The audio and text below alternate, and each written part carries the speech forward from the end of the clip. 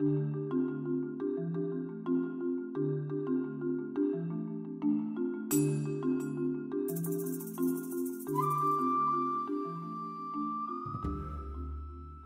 story is a little different than other people's in that I came down with polio when I was 8. I was paralyzed, but I recovered pretty much completely and led a very, very active life and did not know that post-polio existed or even that I had had polio as a child.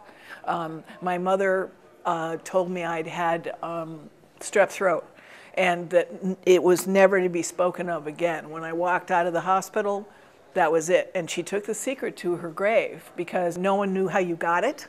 Why me and not my sister or brother? If your neighbors found out, they would do things like essentially quarantine you. No other kids could play with you. So my mother thought she was doing me a favor by never telling me that that's why I was in the hospital for the time I was. My mother never told anyone. And because we were out of town, she didn't even tell our family physician back home. I was a very active person, as I may have said, 250 scuba dives, small mountain climbing, that kind of thing. And but I was a bit of a klutz, and so I sprained this ankle, my good leg. There's usually one good leg. And I mean, serious sprain up to here. And I went to an older orthopedist. And he kept staring at this leg. You know, they put you in those little gowns with the paper that never covers anything important. And you're sitting there, and he kept staring at this leg, my bad leg, which wasn't sprained. And he said, "Were you ever really sick as a child?" And I said, "Yes." And a memory came back to me about being in an oxygen tent with a whole bunch of other people when I was 8 or so. And he said, "Does it hurt you to walk when you get up in the morning? Are you stiff?" And I said, "Yes, I am." But I'd never spoken of it to anyone. And he said, "Look at the circumference of your leg and look at the leg you have come to me with. And can't you see this one is smaller in diameter? And you had polio." Like a piece of me that had been missing had come back. It was an explanation for a lot of things, like, why did I fall? I'd already had, by that point, 4 operations on this leg, and on my bad leg.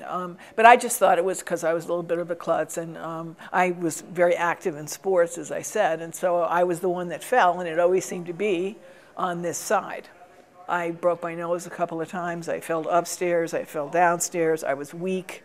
And that wasn't me. I was up for anything, you know, let's do this. And then I found I couldn't. I'd get so far and I would hit a wall and I would have to stop. And I couldn't understand what was causing that. So I started going to doctors. I have, once I found, I think it might have been a friend of mine, Winnie, who found something on polio itself, and the last sentence in the book was, "And now we have a new chapter starting called Post-Polio Syndrome." So you get on the internet, and every symptom, pretty much, that describes post-polio syndrome describes what it is and was happening to me. I have my husband, who's the best assistive device you could ever want.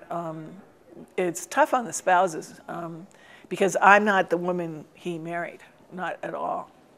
If you find the right person, if you're fortunate enough to find the right person, when you say those words, in sickness and in health, you don't know what you're talking about if you're young and healthy. You really don't. You know, oh, yeah, it's part of the ceremony and all that. But if you're fortunate enough to find someone for whom you really are suited, then that's when that kicks in, that promise that you'll be there for them. And John's been there for me since this has happened. I resisted going to post-polio groups, figuring it would be what they call a pity party. Everyone would be sad, and they're not. These people are upbeat, they're accomplished, they've found ways around things. Every meeting I go to, I learn something about how to adjust my life to make it easier, or what equipment supply store I should go to, or things like that. And they're just wonderful people to have as resources. Hope is the last evil out of Pandora's box. Of course I have hope, but I don't think in my lifetime anything of use will happen, because how do you rebuild dead motor neurons? I'd love to swallow a cup of motor neurons and get up and be the person that I used to be. But I don't think we're close to that. I think that aging is a comorbidity with this. I had a birthday this week, and so certainly you have to take that into account. Trying to keep a positive attitude. There are worse things. There are infinitely worse things than post-polio to have. And I don't have those. So that's good. And gee, what else? Try to keep up with whatever is new. Eat high protein meals often so you have your energy.